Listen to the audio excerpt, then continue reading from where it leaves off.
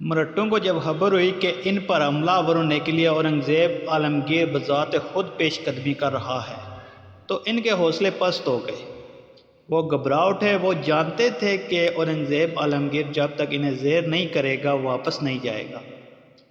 اس بنا پر سنت اور دان دونوں کے درمیان کچھ اختلاف پیدا ہو گئے، جس کے نتیجے میں مرہٹا سردار آپس میں لڑ پڑے۔ سنت کو شکست ہوئی اور وہ بھاگ کھڑا ہوا، لیکن اس کے کسی دشمن نے جس کے بھائی کو اس نے قتل کیا تھا، اس نے سنت کو بھی مار ڈالا۔ اب باقی دو بڑے مرہٹا جرنیل رہ گئے تھے، ایک راجہ رام اور دوسرا دان۔ دونوں جانتے تھے کہ اورنگزیب بڑی تیزی کے ساتھ ان کی طرف بڑھ رہا ہے۔ اورنگزیب عالمگیر نے اپنے ایک سالار بیدار بخت کو راجہ رام کی طرف روانہ کیا۔ اس وقت راجہ رام کے پاس ایک بہت بڑا لشکر تھا اور وہ ستارہ سے روانہ ہو کر کسی محفوظ پناہ گاہ کی طرف جانا چاہتا تھا کہ اورنگزیب کے سالار بیدار بخت نے پاندرا کے مقام پر اسے جا لیا۔ راجہ رام اور بیدار بخت کے درمیان ہولناک جنگ ہوئی، جس میں بیدار بخت نے راجہ رام کو بدترین شکست دی۔ ان گنت مرہٹوں کو اس نے موت کے گھاٹ اتار دیا اور راجہ رام اپنی جان بچا کر احمد نگر کی طرف بھاگ گیا۔ اب اورنگزیب عالمگیر بذات خود آنے سے مرہٹا لشکریوں کے حوصلے بالکل منجمد ہو گئے، ولولے سرد ہونا شروع ہو گئے تھے۔ اورنگزیب عالمگیر نے آتے ہی مرہٹوں پر سخت ضرب لگائی اور حملہ آور ہو کر ان سے بسنت گڑھ کا قلعہ چھین لیا۔ اس کے بعد اورنگزیب پیش قدمی کرتے ہوئے مرہٹوں سے ایک کے بعد ایک قلعہ چھینتا چلا گیا، یہاں تک کہ اورنگزیب عالمگیر مرہٹوں کو اپنے سامنے شکست پر شکست دیتا ہوا ان کے ہر لشکر کو اپنے پاؤں تلے رونتا ہوا مرہٹوں کے صدر مقام پارلی پہنچا اور اس کا محاصرہ کر لیا۔ مرہٹوں کے اس مرکزی شہر پر 19 جون 1700 عیسوی کو اورنگزیب نے اس قدر شدت اور اس قدر سختی کے ساتھ حملہ کیا کہ مرہٹے اورنگزیب عالمگیر کے حملوں کا جواب نہ دے سکے اور نہ اس کے حملوں کو برداشت کر سکے، لہذا مرہٹوں کے صدر مقام پر بھی اورنگزیب قابض ہو گیا۔ مرہٹوں کے پاس ایک بہت بڑا قلعہ پنہار رہ گیا تھا۔ پارلی کو فتح کر کے اورنگزیب عالمگیر نے پنہار کا رخ کیا۔ اس دوران ذوالفقار خان بھی اورنگزیب عالمگیر سے آن ملا تھا۔ اورنگزیب عالمگیر نے اس کے ذمہ یہ کام لگایا کہ اس دوران وہ اپنے حصے کے لشکر کے ساتھ چاروں طرف پھیل جائے اور جہاں کہیں بھی مرہٹے دکھائی دیں یا چھوٹے موٹے ان کے لشکر لوٹ مار کرتے نظر آئیں تو ان پر حملہ آور ہو کر ان کا خاتمہ کرتا چلا جائے۔ اورنگزیب عالمگیر چونکہ مرہٹوں کے آئے دن کی شورشوں اور بغاوتوں سے تنگ آ چکا تھا، لہذا اس نے مکمل طور پر مرہٹوں کا خاتمہ کرنے کا ارادہ کر لیا تھا۔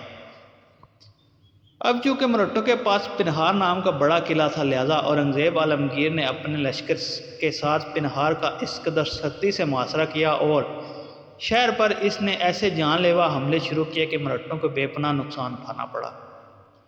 مرہٹے جب وہاں سے بھاگنے لگے تب اورنگزیب ان پر حملہ آور ہوا اور ان کی اکثریت کو موت کے گھاٹ اتار دیا۔ اس طرح اورنگزیب عالمگیر نے پنہار نام کے اس مستحکم قلعے پر بھی قبضہ کر لیا تھا۔ اس کے بعد اورنگزیب عالمگیر نے مزید پیش قدمی شروع کی اور مرہٹوں کے ایک اور قلعے کا رخ کیا جس کا نام کھلنا تھا۔ کھلنا کا قلعہ سطح سمندر سے 350 فٹ کی بلندی پر واقع تھا اور مورخین لکھتے ہیں کہ اس کے ارد گرد انتہائی گھنے جنگلات تھے۔ تاہم اورنگزیب عالمگیر کا لشکر کسی نہ کسی طرح ان گھنے جنگلوں میں راستہ بناتا ہوا کھلنا نام کے اس قلعے پر حملہ آور ہونے کے لیے آگے بڑھا۔ 350 فٹ کی بلندی پر حملہ آور ہونا انتہائی مشکل کام تھا۔ مغلوں کو چٹانوں سے راستہ بنانا پڑ رہا تھا۔ ادھر قلعہ کے اندر مرہٹوں کی توپیں لگاتار اورنگزیب عالمگیر کے لشکر پر گولے برسا رہی تھی، لیکن اورنگزیب نے ہمت نہیں ہاری۔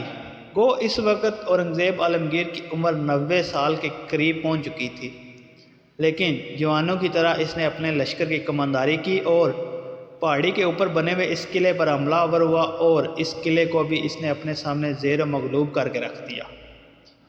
کھلنا کی فتح کے بعد اورنگزیب عالمگیر بیکار نہیں بیٹھا۔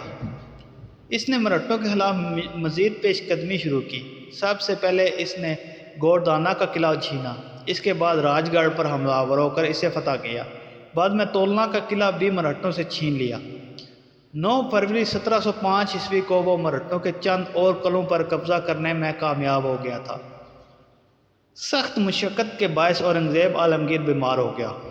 گو وہ 90 سال کے لگ بھگ ہو چکا تھا، لیکن اس کے حوصلے، اس کی ہمت اور اس کے ولولے جوانوں جیسے تھے۔ اپنے لشکر پہ اس کی گرفت بڑی مضبوط اور بڑی مستحکم تھی۔ 10 دن بہار میں مبتلا رہنے کے بعد اس کی حالت پھر سنبھلی۔ اب اس نے احمد نگر کا رخ کرنے کا ارادہ کیا۔ جس وقت اورنگزیب عالمگیر اپنے لشکر کے ساتھ جنوب کی طرف نہیں آیا تھا، اس سے قبل احمد نگر اور اس کے گرد و نواح میں مرہٹوں نے لوٹ مار کر کے عجیب سی تباہی اور بربادی مچا رکھی تھی۔ مرہٹوں نے بہت سے علاقوں کی سڑکیں بند کر دی تھی۔ لوٹ مار اور ڈاکہ زنی کے ذریعہ وہ غربت سے امارات کے درجہ تک پہنچ رہے تھے۔ مورخین یہ بھی لکھتے ہیں کہ اس موقع پر وہ مرہٹے جو اورنگزیب کی شخصیت اور اس کے کردار سے متاثر تھے اور اس کے لشکر میں شامل ہو چکے تھے، وہ ہمیشہ اس کی دراز عمری کی دعا کرتے تھے، اس لیے کہ وہ اب اپنے طور پر اورنگزیب عالمگیر کو اپنا انداتا خیال کرتے تھے۔ اورنگزیب عالمگیر کی آمد سے پہلے احمد نگر اور اس کے گرد و نواح میں بہت سے علاقوں پر باغی مرہٹوں نے قبضہ کر لیا تھا۔ وہ وہاں سے مالیہ وصول کرتے اور جمع ہونے والی رقم آپس میں تقسیم کر لیتے۔ جہاں کہیں بھی چھوٹے موٹے مغل لشکر نظر آتے، ان پر حملہ آور ہو کر ان کا خاتمہ کر دیتے۔ انہوں نے وہاں ہر شہر اور بڑے بڑے قصبے کے پاس قلعے بھی تعمیر کیے تاکہ وہاں سے نکل کر مختلف علاقوں میں حملہ آور ہوں اور لوٹ مار کا کام جاری رکھے۔ مرہٹے احمد نگر کے گرد و نواح میں جہاں کہیں بھی حملہ آور ہوتے، وہاں سے اپنی مرضی کے مطابق مالیہ وصول کرتے اور اپنے گھوڑوں کو تیار فصلوں میں چھوڑ دیتے۔ اس طرح نظم و نسق کی حالت انہوں نے ابتر کر کے رکھ دی۔ کاشتکاروں نے بھی کاشت کرنا چھوڑ دیا۔ قدرتی طور پر جاگیرداروں کو مالیہ وصولی بند ہو گئی۔ مرہٹوں کے ملازم مختلف علاقوں میں لوٹ مار کرتے اور اس میں سے کچھ حصہ اپنے سرداروں کو دے دیتے، باقی اپنے پاس رکھ لیتے۔ جاگیروں کی تباہی کے بعد شاہی خزانوں میں بھی اثر پڑنا شروع ہوا۔ اجناس کی بڑھتی ہوئی قیمت سے بھی احمد نگر اور گرد و نواح کے لوگ پریشان ہونے لگے۔ احمد نگر اور اس کے گرد و نواح میں مرہٹوں کی گرفت مضبوط ہوتی چلی گئی۔ مرہٹے لا قانونیت پر اترے ہوئے تھے اور ہر وقت لوٹ مار میں مصروف رہتے تھے۔ وہ جانتے تھے کہ چھوٹا موٹا مغل لشکر ان کا کچھ نہیں بگاڑ سکتا، لہٰذا انہوں نے کھل کھلا کر چاروں طرف تباہی اور بربادی کا کھیل کھیلنا شروع کر دیا تھا۔ کہتے ہیں کہ مرہٹوں پر حملہ آوروں نے اور ان سے نمٹنے کے لیے جس وقت اورنگزیب عالمگیر احمد نگر پہنچا تو وہاں زمین فصلوں اور درختوں سے بالکل محروم ہو چکی تھی۔ اب وہاں صرف انسانوں اور جانوروں کے ڈھانچے نظر آ رہے تھے۔ ان علاقوں میں مسلسل جنگوں کے باعث لاکھوں آدمی، جانور، بیل، اونٹ اور ہاتھی وغیرہ پہلے ہی ہلاک ہو چکے تھے۔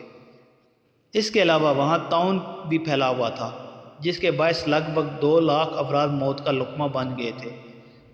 مورخین لکھتے ہیں کہ ان دنوں مرہٹوں کی بغاوتوں اور طاعون کی وجہ سے ان علاقوں میں لگ بھگ 3 لاکھ لوگ موت کا لقمہ بن گئے تھے۔ بہرحال اورنگزیب عالمگیر اپنے لشکر کو لے کر احمد نگر پہنچا۔ تب مرہٹے اس کی آمد کی وجہ سے ایسے دہشت زدہ اور خوف زدہ ہو کر احمد نگر ہی نہیں، ارد گرد کے علاقوں کو بھی خالی کر کے بھاگ کھڑے ہوئے۔ اس طرح دکن میں آ کر اورنگزیب عالمگیر نے بلا ہر براپے کے باوجود مرہٹوں کو پے در پے شکست دیتے ہوئے مغلوں کی حالت بہتر اور مستحکم کر دی تھی۔